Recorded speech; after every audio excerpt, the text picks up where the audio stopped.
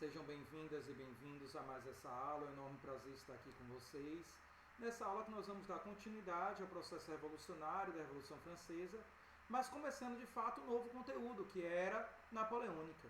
Então nós vamos entrar na fase da Revolução Francesa, que se torna o conteúdo em si, que é a era napoleônica e que traz diversas místicas, detalhes ligados à própria figura de Napoleão Bonaparte, que foi um dos maiores estadistas da história da humanidade, um dos maiores conquistadores também dessa história da humanidade, sem sombra de dúvidas. E quando nós estamos falando, na verdade, da era napoleônica, primeiro nós precisamos entender que a era napoleônica ela está dividida em duas grandes fases. O chamado consulado, que é um período republicano, onde Napoleão Bonaparte vai governar na forma de uma república de tendências liberais, constitucionais, pelo menos na teoria. Já que na prática, como a gente vai ver, ele vai montar todo o sistema de governo para que ele possa governar manipulando esse sistema de uma forma de uma ditadura disfarçada. E a outra fase da era napoleônica, o chamado Império Napoleônico.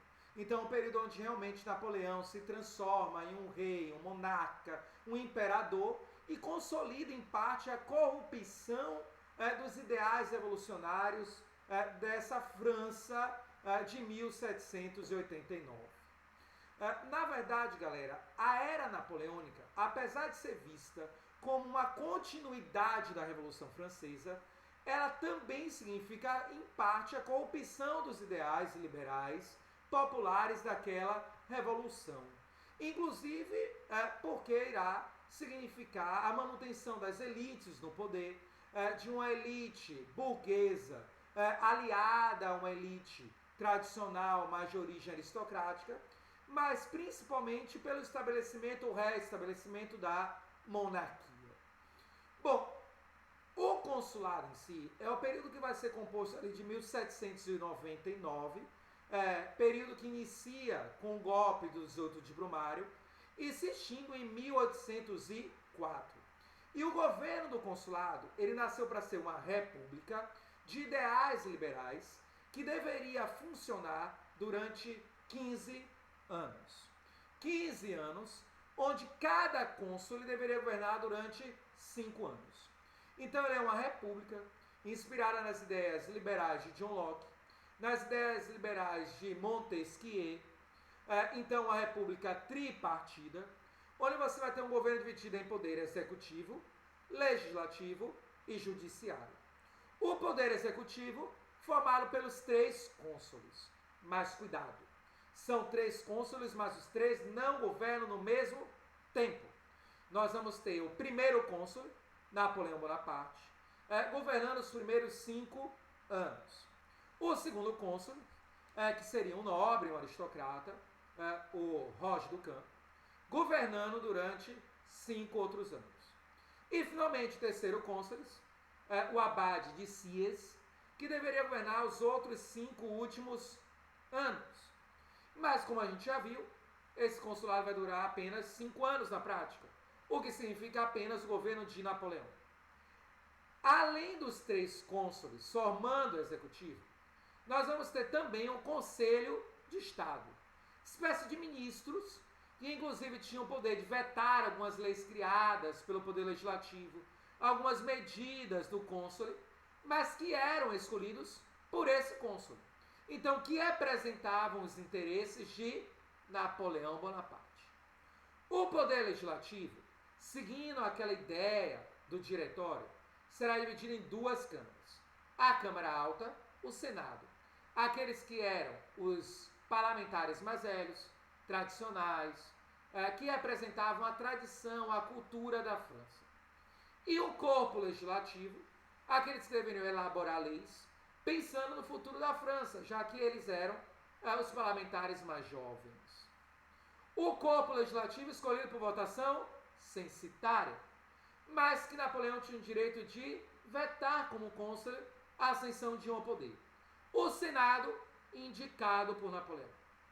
E o Poder Judiciário, finalmente, os juízes, também indicados por Napoleão, que vão seguir todos aqueles ideais do direito napoleônico, que nós falaremos mais à frente, de um direito liberal, que vai pregar o respeito aos direitos naturais, a liberdade de pensamento e expressão, que vai pregar que todo mundo é inocente, até que se prove ao contrário, mas que na prática não vai funcionar tanto assim. E nós acabamos de ver que, apesar desse poder estar tripartido, o cônsule é o poder executivo, escolhe o Conselho de Estado. O cônsule escolhe o Senado e tem o direito de veto sobre o corpo legislativo. E o cônsule escolhe o tribunal, poder executivo. Então o cônsule tem influência direta, ingerência sobre os três poderes. O que fazia, na verdade, essa república do consulado, uma república democrática, na teoria, mas na prática, uma ditadura disfarçada. Uma ditadura de Napoleão Bonaparte. Entendido esse consulado, na sua estrutura política, nós temos que lembrar que Napoleão vai assumir a França em uma crise econômica. Uma nova crise econômica após o governo jacobino, criada no governo diretório, uma crise política, onde parte do povo não estava mais apoiando com tanto afinco o processo revolucionário, de instabilidades sucessivas. E Napoleão precisava de dinheiro para investir na economia e também investir no quê? No exército. Reformulando o exército francês, até porque ele dizia que se a revolução não se expandisse, não levasse os ideais revolucionários para as outras nações, ela se extinguiria. Porque a única forma da Revolução Francesa sobreviver era ultrapassando as fronteiras da França e alcançando toda a Europa, quiçá boa parte do mundo. E para isso Napoleão vai vender a Louisiana para os Estados Unidos, vai pegar esse dinheiro e vai investir naquilo que ele chama de setores básicos da estruturação da sociedade, ou do Estado francês. Porque ele dizia que 4 setores eram fundamentais para a boa organização do seu governo, do Estado e da sociedade. O primeiro deles, a economia. Até porque, sem dinheiro, era o que Napoleão dizia, você não podia fazer absolutamente nada. Nem reformular os exércitos, nem investir na produção, nem melhorar o mercado, nem investir nos outros setores da sociedade. E ele vai dizer que as ideias do liberalismo econômico eram muito bonitas na teoria, mas na prática, a própria burguesia corrompia o sistema, manipulava ele para lucrar mais.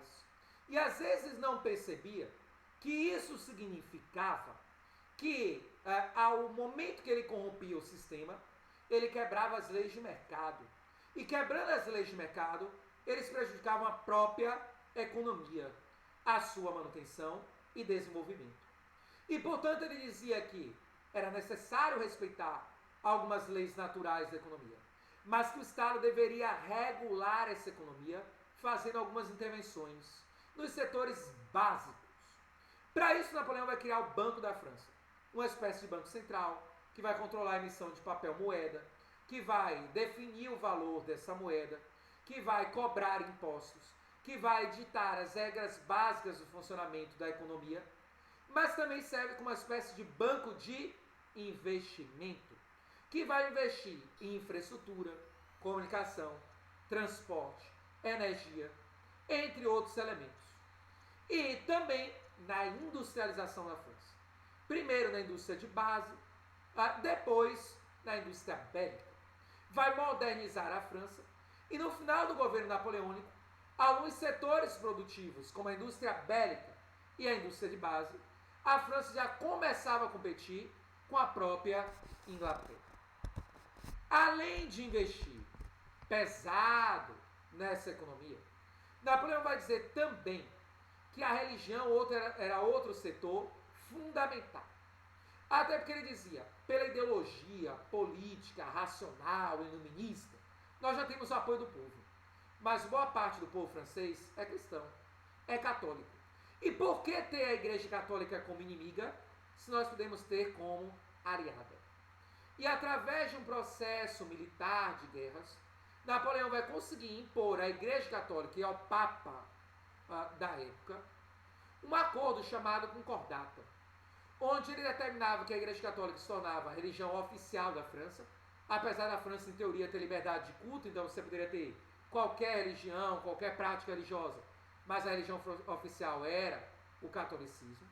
Isso significava que o catolicismo, inclusive, tinha direito de criar leis para a organização da sociedade, onde a Igreja Católica se tornava uma parte do Estado francês, o Estado francês ajudava a manter a Igreja, os sacerdotes, o clero, mas Napoleão tinha o direito de escolher todo o alto clero, bispos, arcebispos, cardeais de dentro da França. O que significava que ele só colocava membros da igreja que fossem a favor da revolução e que, portanto, viesse a apoiar a revolução, estimulando o povo a lutar em prol do processo revolucionário. Além da intervenção da igreja, Napoleão finalmente vai intervir em dois setores que para eles era fundamental. O primeiro deles, o direito napoleônico, ou direito civil e criminal. Direito napoleônico que você, que pretende fazer direito, vai ter que estudar. Porque o direito napoleônico, inspirado em ideias do direito romano, do direito bizantino e as novelas, as leis de origem iluministas liberais, será a base do direito ocidental até hoje, inclusive o direito brasileiro.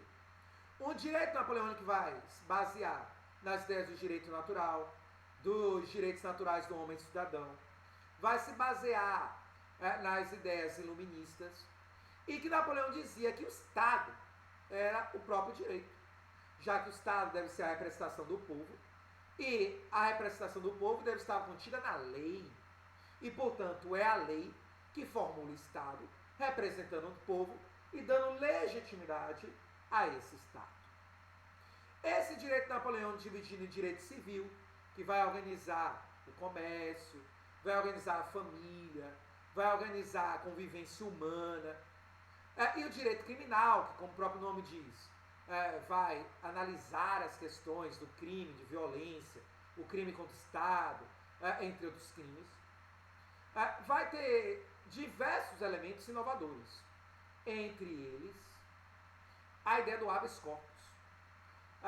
Ele pregando o ideal de que todo mundo é inocente até que se prove o contrário, entende que se você for preso sem um julgamento justo, sem a comprovação da sua culpabilidade, sem um amplo direito de defesa, ou sem provas, ou se você for mantido preso por mais tempo que é necessário, você tem o direito de impretar um habeas corpus que garantam os seus direitos naturais, da liberdade.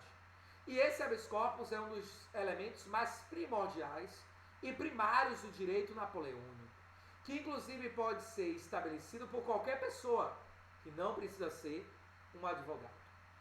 Napoleão também vai dizer que a punição para o crime deve ser proporcional ao tamanho do crime. Então, a depender do crime que você cometeu, sua punição será maior ou menor. Napoleão vai garantir a infabilidade, a inviolabilidade, do lar, a não ser que seja uma invasão do lar com uma permissão judicial em nome da segurança do povo e para manter a própria lei, o próprio Estado.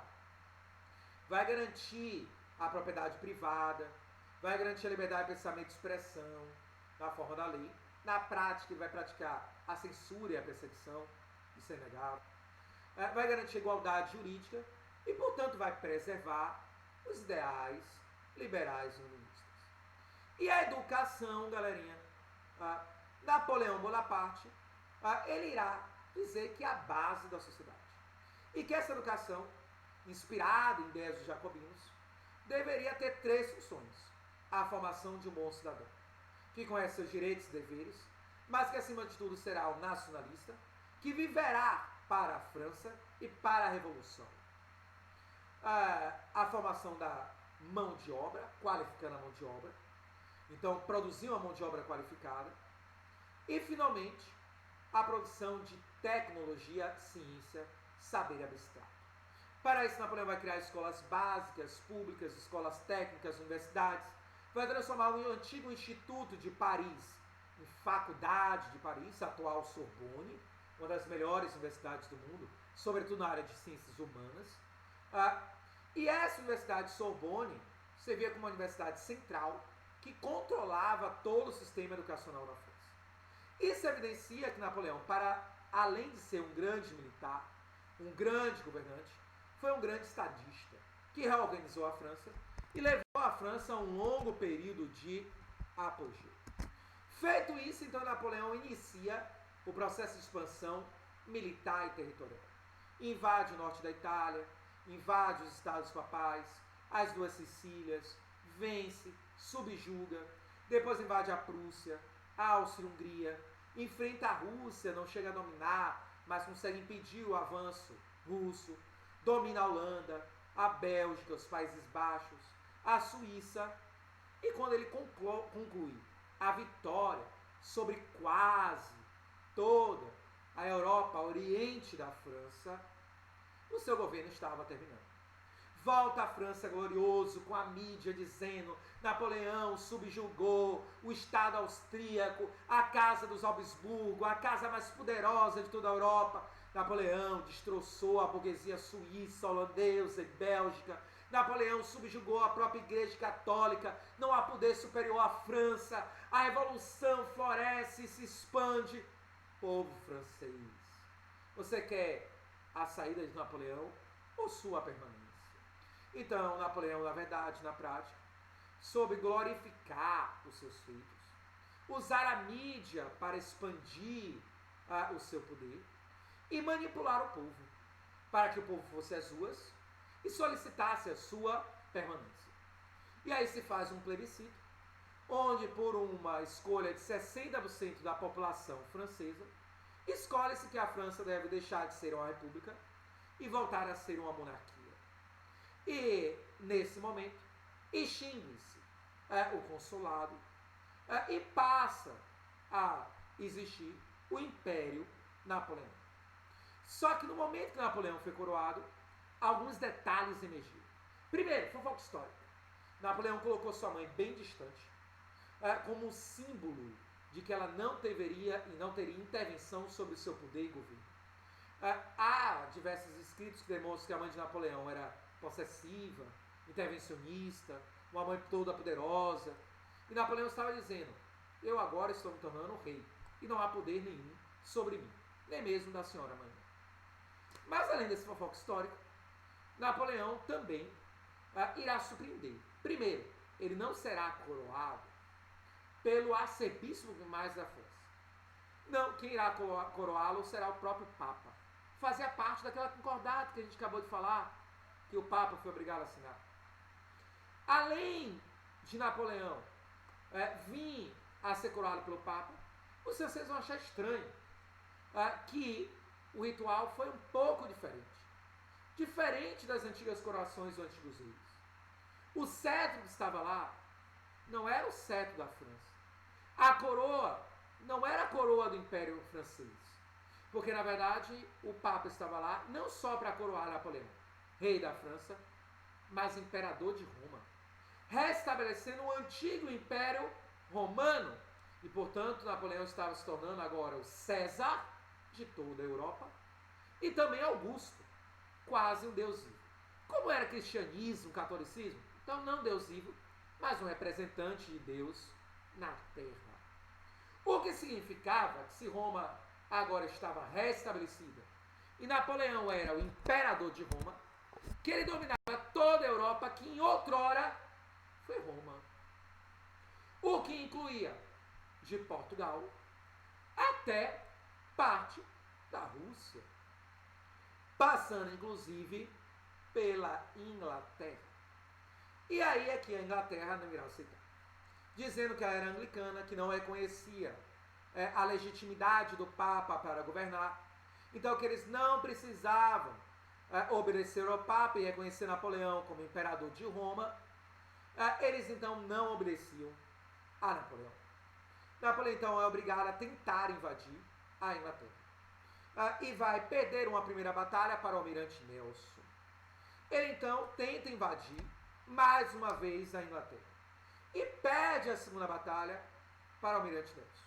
Na verdade, como ele já tinha perdido uma batalha naval por Almirante Nelson no Egito, e agora duas, inclusive a famosa Batalha de Trafalgar, a terceira, onde o próprio Almirante Nelson vai sair ferido e vai morrer por consequência dos ferimentos, Napoleão percebia que era impossível invadir a Inglaterra, que a ilha era impenetrável. E ele então pergunta aos seus conselheiros de Estado qual é a parte mais forte da Inglaterra. E quase todos eles vão reconhecer a Marinha Real Britânica. Enquanto eles tiverem aquela Marinha Real Britânica, a Inglaterra é invencível. E ele diz não.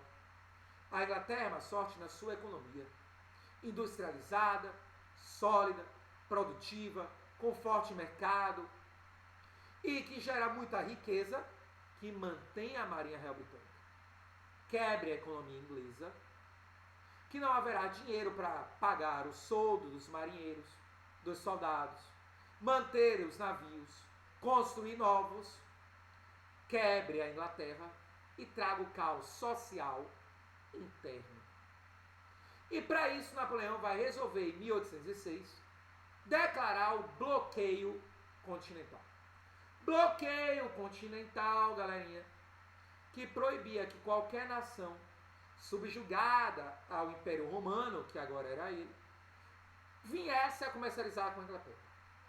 Isso fazia com que a Inglaterra perdesse o mercado consumidor e viesse a entrar em falência, quebrando, trazendo caos social e político e finalmente não conseguindo manter a Marinha Real Britânica, fragilizando ela por dentro, o que em teoria permitiria mais à frente a sua conquista.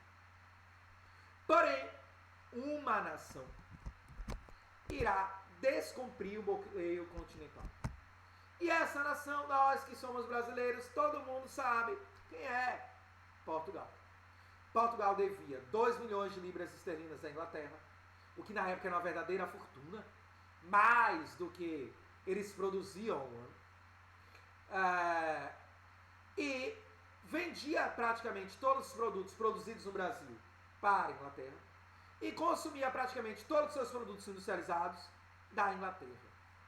E sendo completamente dependente economicamente da Inglaterra, Portugal resolve não cumprir o bloqueio continental, o que provoca as invasões napoleônicas a Portugal, 3 invasões, somente na terceira Napoleão realmente conseguiu vencer Portugal, Portugal resistiu bravamente, o seu povo, apesar da família real portuguesa ter fugido para o Brasil, dando origem ao chamado período joanino e a inversão brasileira, momento em que o Brasil deixa de ser colônia e se torna sede do Império Português com a capital no Rio de Janeiro.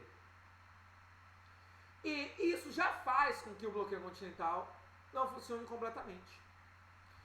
Porque a Inglaterra vai manter o comércio com o Brasil, que alguns economistas chegam a falar que variava entre 1/3 a 40% do mercado consumidor inglês naquela época. Napoleão vai aproveitar que invadiu Portugal, vai invadir a Espanha, vai colocar José Bonaparte no poder da Península Ibérica, retirando o rei de Espanha. As colônias espanholas então vão resolver fazer o quê? Proclamar a sua independência. E essas colônias espanholas, agora independentes, vão comercializar com quem? Com a Inglaterra. O que faz que, se a Inglaterra tenha perdido o mercado consumidor da Europa, venha manter e conquistar todo o mercado consumidor da América, com exceção dos Estados Unidos, que já era independente, mas que tinha relações comerciais com a própria Inglaterra. E, portanto, o bloqueio continental não foi tão eficiente e não teve os efeitos que Napoleão esperava. Um apêndice aqui muito importante para a história é que a vinda da família real para o Brasil desenvolveu o Brasil, modernizou, deu autonomia política, econômica, acabou com o pacto colonial e montou as estruturas necessárias para, em 1822, vir a ser proclamada a independência do Brasil.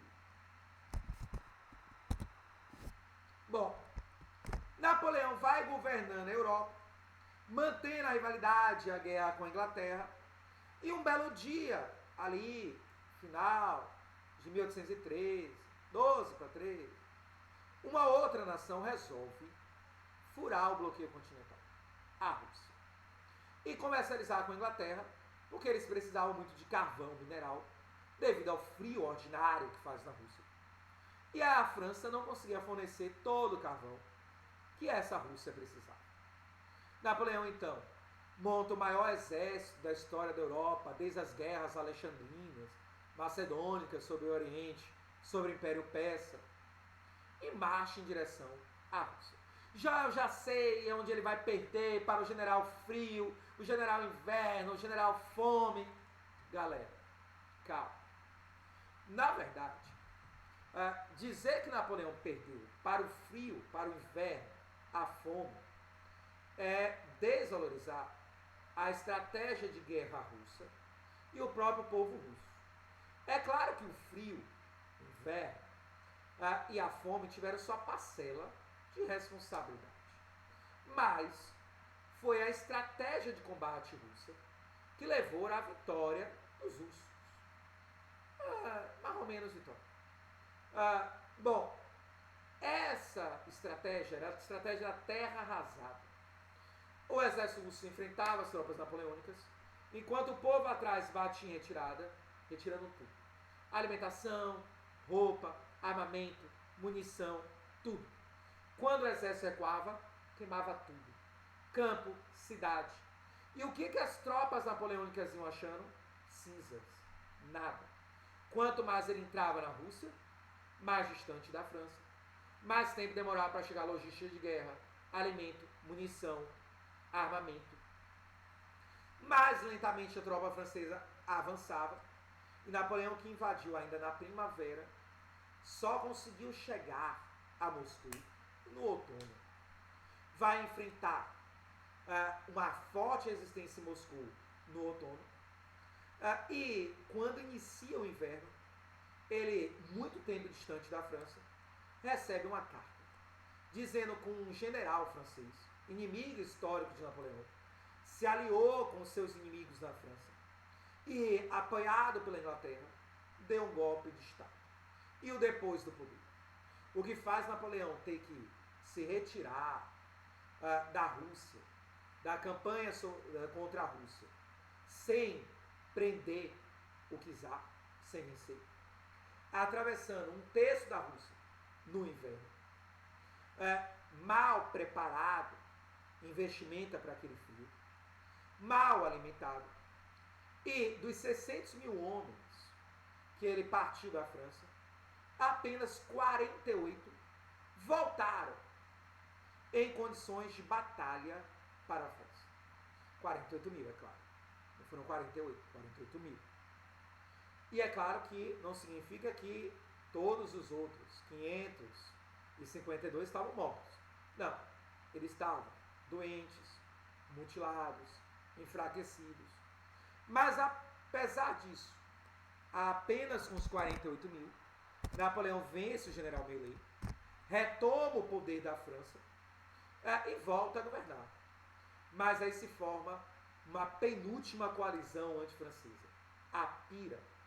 O exército da Prússia, da Inglaterra, da Rússia e da Áustria se unem, invadem a França e vencem Napoleão.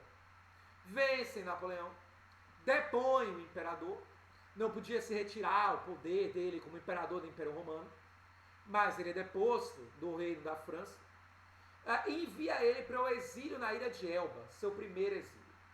E a Inglaterra passa a governar a França quase como uma colônia, mas manipulando aquela que era a 8ª Legião, as tropas mais leais a Napoleão, para que elas passassem a odiar Napoleão e a apoiarem a Inglaterra.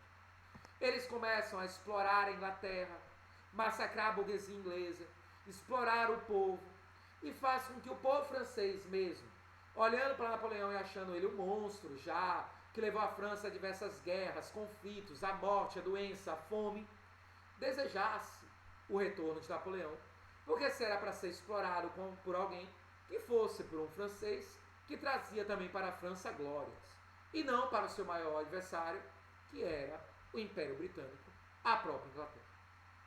E é aí que Napoleão, com o apoio da burguesia francesa e a permissão, com muitas aspas, da Inglaterra, consegue fugir para a ilha da ilha de Elba para a França. E quando chega no porto, ele se depara com a 8ª Legião Esperada, mas sob a bandeira inglesa, com a ordem de Napoleão colocou os pés para fora da França, do navio, dentro da França, atirem para matar. Só que, ao contrário do que a Inglaterra esperava, a 8ª Legião não vai matar o imperador. Ela estava ali para colocar Napoleão Bonaparte de volta ao poder. Colocar Napoleão Bonaparte de volta ao poder, reestabelecendo o Império Napoleônico no que nós chamamos de governo dos 100 dias, onde Napoleão vai ter um pouco mais de 100 dias para reestruturar a França, reestruturar seu exército e enfrentar aquela que foi a última coalizão antifrancesa. Mais uma vez a Pira, que vai atacar a França pelo sul, e vai enfrentar Napoleão também na região da Bélgica, em Waterloo. Napoleão é derrotado em Waterloo, e finalmente o Império Napoleônico cai em definitivo. E Napoleão é enviado para o seu derradeiro, último exílio, na ilha de Santa Helena, onde ele irá morrer aos 51 anos de idade, como consequência de um câncer de estômago. Era por isso que naquelas pinturas de finais de vida, Napoleão sempre aparecia com a mão por dentro da casaca, na altura do estômago, pressionando o seu estômago para diminuir a dor. Mas ele morre lá, escrevendo diversas obras, inclusive diários, onde ele explicava a sua derrota, explicava os motivos do fim da Revolução Francesa, o fim do seu governo, os erros que cometeu e também os acertos. E a derrota de Napoleão significava também o fim da própria Revolução, dos ideais liberais e o início da reação conservadora. Reação conservadora que é o nosso próximo conteúdo e que nós vamos ver na última, ou melhor, na próxima aula, né, galera? Na nossa próxima aula. Galerinha, alguns devem estar perguntando, já o Napoleão morreu e aí o que aconteceu? Ele morreu sim, aos 51 anos de idade, mas ele deixou projetado, viu, seu túmulo. E hoje o túmulo dele se encontra no abrigo dos inválidos, lá em Validé, onde você encontra o quarto onde ele veio morrer, com todos os móveis, seus aposentos, seus pertences pessoais, e também o túmulo projetado por ele, onde para você ver o túmulo dele, é necessário que você se curve ou você se ajoelhe, porque para você ver o imperador, mesmo depois de morto, é necessário você se curvar. Bom, galera, aqui a gente acaba essa aula. Um beijo no coração e até o nosso próximo conteúdo, que é Reação Conservadora. Bye, bye, galera.